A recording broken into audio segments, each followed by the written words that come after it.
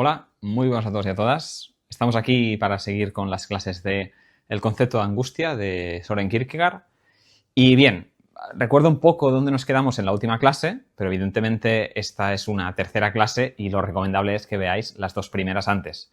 A ver, primero de todo lo que tenemos que recordar es que en la última clase vimos que la angustia surgía de nuestra libertad. Es decir, la libertad generaba la posibilidad ante el futuro de algo. Y esa libertad ante el futuro, esa libertad de actuar, generaba una posibilidad que tenía conmigo una relación ambivalente. ¿Ambivalente en qué sentido? En el sentido de que yo deseaba que se realizara esa posibilidad del futuro, a la vez que deseaba que no se realizara. Eso sería como se definiría la angustia, ¿no? La angustia por la posibilidad en un sentido ambivalente. Eso sería la angustia en Kierkegaard. Entonces, no podemos entender realmente la angustia y el concepto de angustia sin entender que el ser humano, en tanto que ser humano y espíritu, dirá Kierkegaard, tiene dentro suyo la libertad. En esto vimos que la angustia la podíamos entender desde dos grandes estados que Kierkegaard asocia a dos etapas históricas, pero en eso dijimos que no entraríamos demasiado porque el proyecto que hace Kierkegaard en este libro respecto a identificar etapas históricas con tipos de angustia es bastante fracasado, entonces no entraremos demasiado en ello, pero serían los dos estados principales que tienen que ver con la inocencia y la pérdida de inocencia. Concretamente tenemos el estado de inocencia, donde la angustia se presentaba como una angustia ante la libertad que no era nada, porque la libertad, en tanto que éramos inocentes, no podíamos realizarla con nada concreto, es decir, la libertad nos lleva a realizarnos a nosotros mismos, pero en nosotros mismos no había nada en esa libertad que tenía tendencia al infinito, ¿no? Sí que había deseos, pero nosotros no solo somos deseos sensibles, con lo que aquello que se dirigía a actuar no tenía nada sobre lo que actuar. Y vimos que la angustia que realmente le interesa tratar a Kierkegaard es la del segundo estado, que es cuando se pierde la inocencia, que podemos llamar el estado de culpa o, a mí me gusta más decirlo, que también lo dice Kierkegaard, no es que me lo invente, el estado de pecaminosidad. Cuando el deseo sensible se vuelve pecaminosidad. Se percibe como pecaminosidad y no solo como meramente deseo, sino como algo potencialmente pecador, ¿no? Como un potencial pecado. Bien. Aquí la angustia era respecto al pecado. Y veremos hoy que es más bien respecto a la culpa que conlleva el pecado. Y como veremos, ¿no? Pues es una angustia que nace de la libertad, porque la libertad, por el hecho de existir, genera automáticamente, es inherente a ella que exista la posibilidad de pecar. Si no, no existiría la libertad. De hecho, el pecado, Kierkegaard en esta obra, aunque posteriormente no lo hace tanto así, pero en esta obra lo define como la no libertad, ¿vale? Es una definición puramente kantiana de la libertad. Luego lo matiza y en la enfermedad mortal definirá el pecado de una forma mucho más concreta y yo diría que mejor. Pero aquí es simplemente no libertad. Bien, pues aquí, evidentemente, la angustia se nos presenta porque la libertad nos da la posibilidad de pecar. De pecar. Y nosotros somos conscientes, además, de que eso es pecado. Y de que existe el mal y el bien. Ya estamos determinados por el universal, diríamos, ¿no? El universal que es el bien. Y, por tanto, ya no somos inocentes y sabemos que existe el bien y el mal. En alguna medida. No hace falta que lo sepamos formular en enunciados o lo sepamos explicar muy bien a nuestros amigos. No hace falta eso. Simplemente hay una intuición ya de lo que es el bien y el mal. Bien. Pues, ¿qué vamos a hacer hoy? Una vez hecho el resumen. Vamos a ver formas de angustia dentro de la pecaminosidad. Aquí Kierkegaard, en esta parte de la obra, empieza a explicar qué tipos de angustia tenemos dentro, en la de grados, hay una gradación, dentro de la misma pecaminosidad. Porque se puede presentar la angustia de muchas maneras, de muchísimas maneras, pero hay unas principales, según él, que son las que veremos hoy. Bien, la primera de ellas sería el grado de menor conciencia de esta libertad, de hecho, y es el grado de menor conciencia en general del bien, que sería la angustia en la falta de espíritu. Él lo llama así, falta de espíritu, que no ausencia. Falta de espíritu. ¿Qué quiere decir falta de espíritu? Bien, como vimos en la última clase, y como veremos sobre todo en el análisis de la enfermedad mortal, que se publicará 5 años después, el espíritu, que somos nosotros, es una síntesis, es una relación entre el universal y el particular, entre lo infinito y lo finito. Nosotros tenemos dentro nuestro también lo infinito. Lo infinito, aquella parte divina, ¿no?, que algunos autores cristianos dicen que es el alma, pues esto es lo que caracteriza el espíritu, que evidentemente no solo es inteligible, sino también es sensible, porque hay que concretar este universal en el particular, que es nuestra vida, que es nuestra finitud, ¿no? Nuestra acción tiene que ser concreta, no puede ser una cosa abstracta de los ángeles, ¿no? Entonces, la falta de espíritu, ¿qué es? Es la situación en que la persona no es suficientemente consciente de esa pérdida de inocencia, o, dicho de otra forma, no es suficientemente consciente de que el bien y la conciencia de bien y la intuición del bien está en él. Sabe que tiene dentro suyo la determinación de esto infinito, este universal, que es el bien, que es la ley moral en términos kantianos, o que es directamente, si queréis, pues la influencia de Dios, si lo queréis ver en términos más cristianos, ¿no? O directamente el Espíritu Santo, podéis llamarle así si queréis hacer una lectura estrictamente cristiana.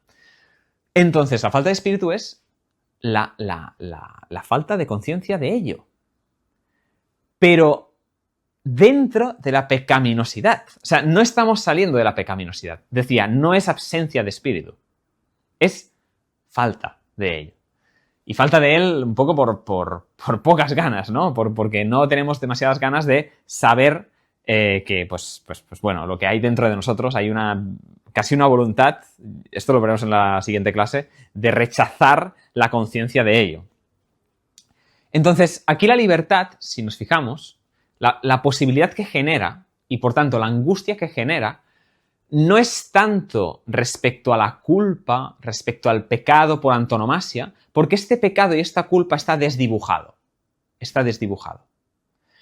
Aquí, la posibilidad que genera esta libertad es una posibilidad respecto a, bueno, a mismo da que da lo mismo. Es decir, es la posibilidad de no hacer una cosa o hacer la otra. Pero las categorías morales o las asociaciones morales que hacemos respecto a estos actos están desdibujados.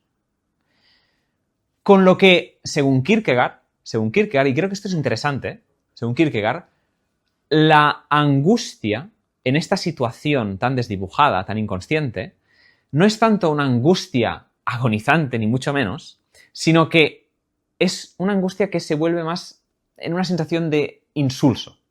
Él menciona esta palabra, insulso. Es lo insulso. Porque, bueno, no, tú pasas por la vida, ves la vida pasar. Eres una persona, pues, uno del montón, básicamente, uno más, uno de la multitud, como le gusta decir a Kierkegaard. Eres uno más, no eres individuo, eres masa. Eres de la masa que sigue las costumbres de la gente, que sigue las prácticas sociales, que sigue, pues, bueno, pues eso, no se plantea demasiado las cosas. De fondo sabe, en el fondo, que ha perdido la inocencia, y en el fondo hay algo ahí, ¿no?, de lo infinito, de lo universal, del bien, que claro que está allí. Pero, bueno, pues tampoco le da mucha importancia, mucha atención a ello.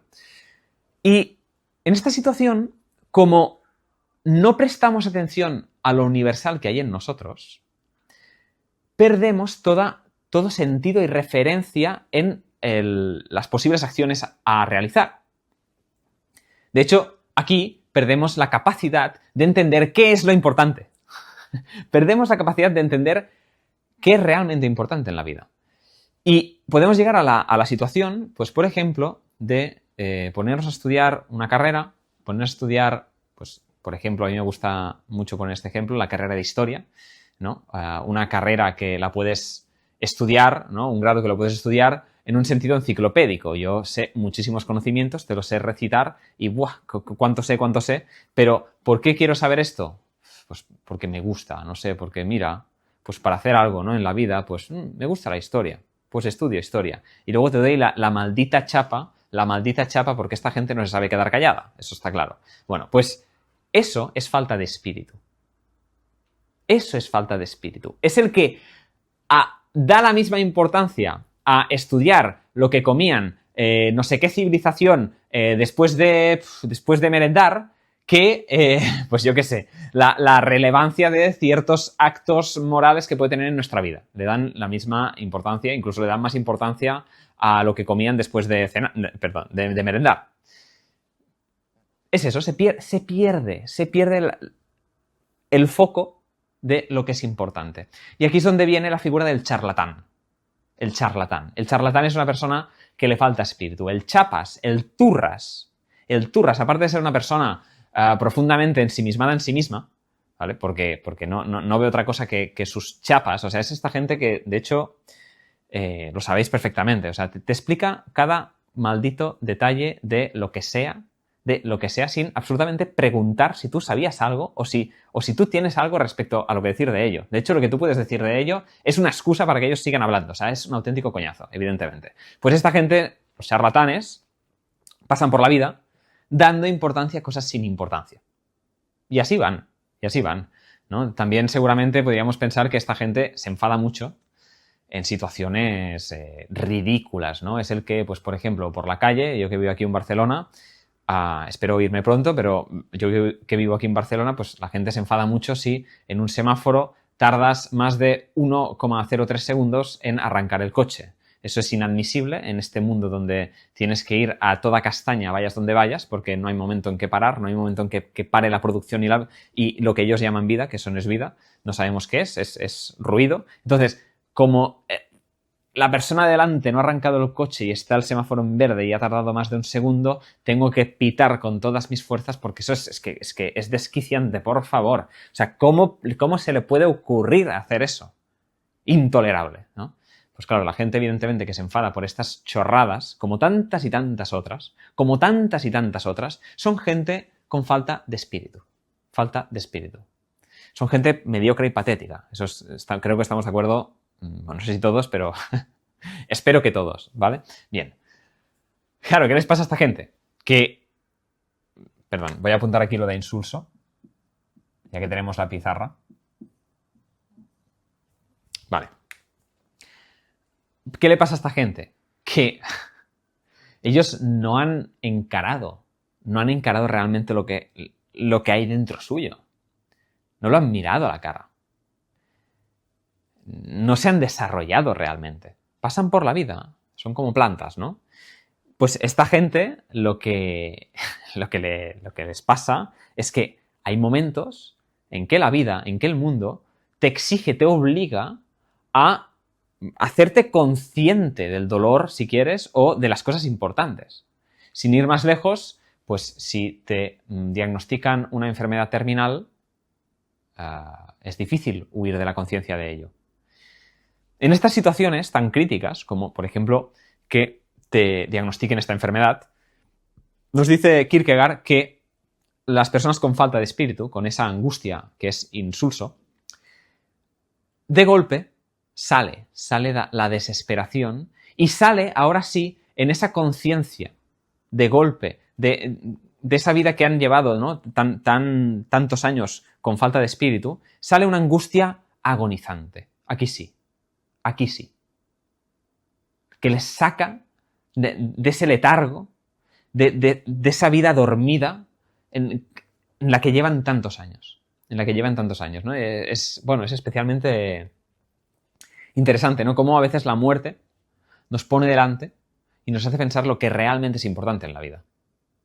Bueno, pues esta gente evidentemente no piensa en la muerte. Esto está claro, ¿no? O sea, seguramente su mente piensa más en cómo les gusta el café concretamente, qué tipo de leche, cómo la espuma, pero con doble shot o un shot, o vamos a hacer que le ponemos un poco de cacao por encima o no. O sea, ocupan más su mente en estas cosas que no en lo que realmente es importante.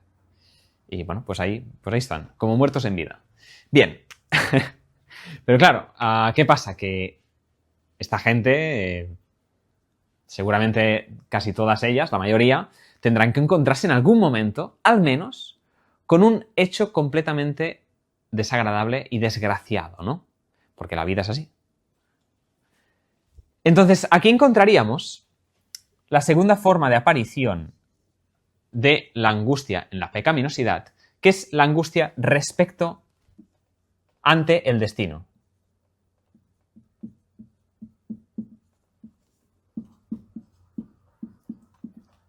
Respecto al destino. Es decir, respecto a aquello que ocurre necesariamente. Eso así lo podríamos leer. Respecto a aquello que ocurre necesariamente. Lo que ocurre necesariamente puede ser que me diagnostiquen cáncer. Me han diagnosticado cáncer, ese ha sido mi destino. ¿Qué hago ante ello? Aquí, claro, aquí hay un grado de conciencia mayor, evidentemente que en el de esta planta, el de la falta de espíritu, pero aquí Kierkegaard ve evidentemente errores importantes respecto a cómo es esa conciencia de sí mismo. Esto, repito, lo veremos mucho más desarrollado en la enfermedad mortal. Así que lo voy a pasar más rápido.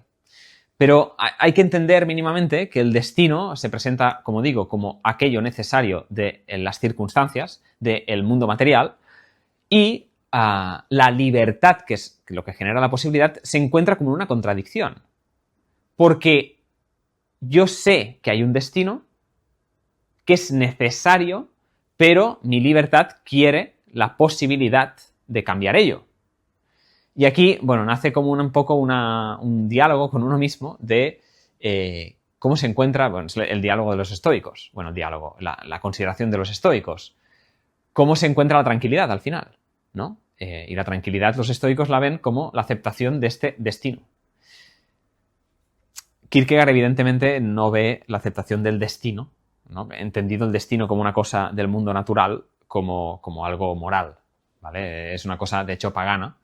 Y bueno, la angustia respecto al destino es una angustia de impotencia, ¿no? De una libertad mermada, que de hecho la angustia siempre es una libertad mermada, en algún sentido. En algún sentido no consigue visualizar la posibilidad como realmente deseable y unificadora de mi ser, sino que la escinde porque es ambigua, me genera ambigüedad. Pues aquí en el destino es una, pues tal cual, de la forma más clara, una posibilidad que me rompe, porque yo lo veo como necesario, pero en verdad siento que soy libre.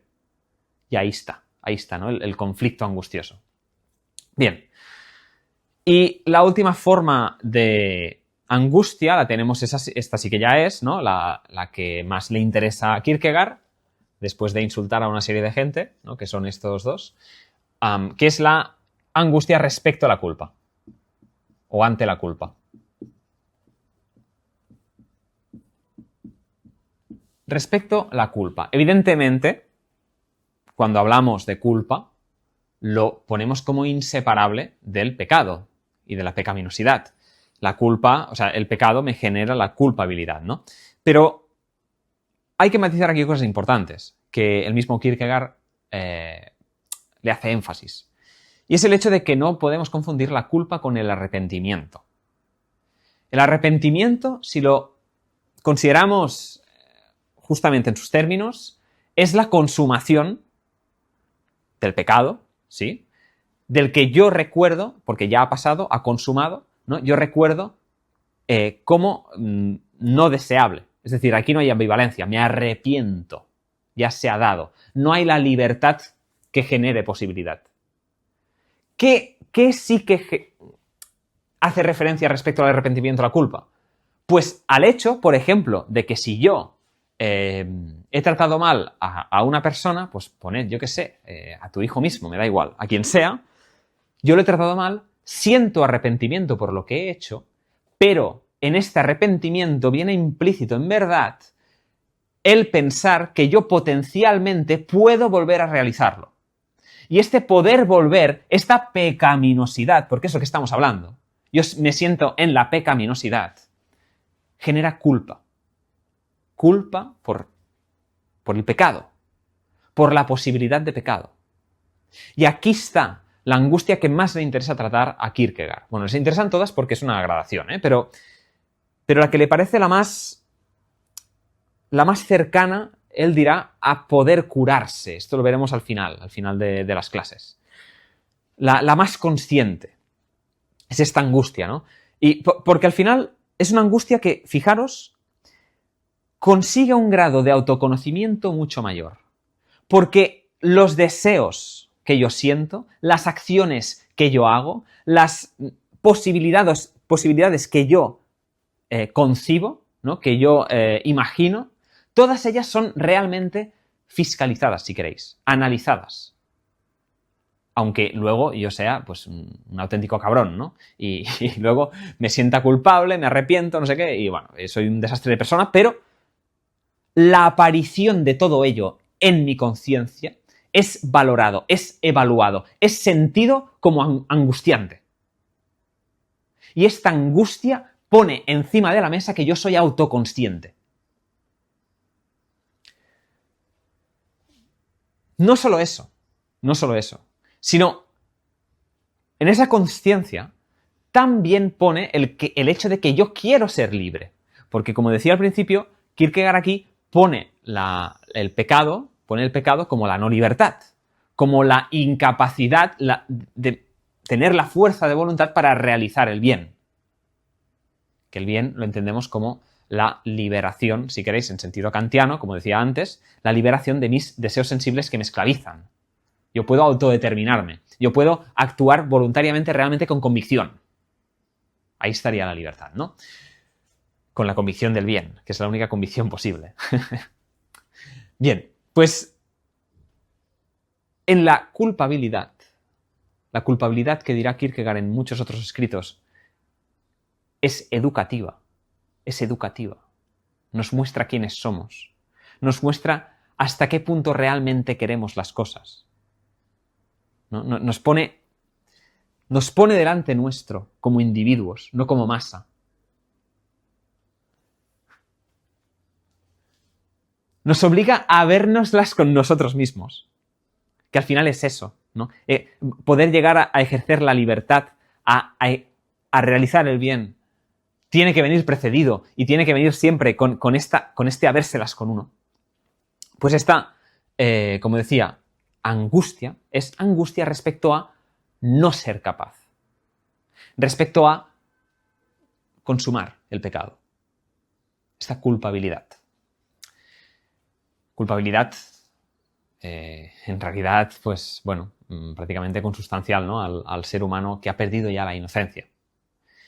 Veremos qué solución propone Kierkegaard en la última clase. Bien, antes de acabar por eso esta clase, vamos a ver simplemente un matiz para introducir la siguiente clase. Dentro de la de la angustia respecto a la culpa, que por cierto, recordemos, la angustia es ambivalente, es ambigüedad, porque cuando yo tengo que renunciar a un pecado es porque hay un pequeño deseo o un gran deseo de realizarlo, por tanto, hay ahí una ambivalencia, quiero pero no quiero, pues la angustia respecto a la culpa la podemos dividir, en verdad, en dos categorías. Menciono una simplemente, que no es difícil de entender, y en la siguiente clase vemos la siguiente, que es, bueno, es para cogerse unas palomitas y ponerse serio. Las palomitas son muy serias. Bueno, pues es que, lo que decía, que se divide, ¿no? Podemos dividir esta angustia en la angustia ante el bien y la angustia ante el mal. La que explicaremos en la siguiente clase es esta de aquí, que es la más complicada. Pero esta de aquí, la angustia ante el mal, es fácil de entender. Es simplemente que yo concibo el pecado, concibo el mal como injustificable. Punto. Por lo tanto, como lo concibo como injustificable, pero como hay un punto ahí de que me veo pecaminoso, me veo con esos deseos, me genera la angustia ante el mal. ¿Vale? Que es la que en verdad estamos entendiendo sucintamente hablando de la angustia respecto a la culpa, ¿vale? En la siguiente clase vemos la angustia ante el bien. Venga, muchas gracias.